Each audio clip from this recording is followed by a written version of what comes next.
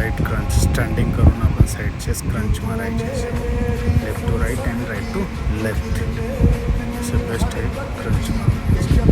Maximum प्रयत्न करा जेवढा वाढवता येईल तेवढा वाढवण्याचा प्रयत्न करा. स्टार्टिंग जर असेल आपली सुरुवात असेल तर कमीच मारा, काही प्रॉब्लेम नाही. जसे आपल्या कॅपॅसिटी किंवा जसं आपलं येणं हे क्रिएट होईल त्याच्याप्रमाणे आपण हे वाढवत जाऊ. त्याच्यानंतर आपण थर्ड पार्ट आहे आपला हा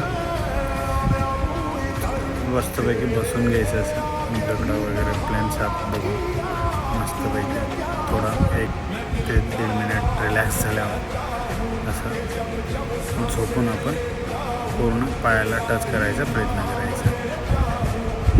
ह्या एक्सरसाइजमुळे ही आपल्या पोटाच्या वगैरे जो हे आहे किंवा बॅक साईडचा हे आहे स्ट्रेंथ पूर्ण आपल्या बॉडीला स्ट्रेच होईल.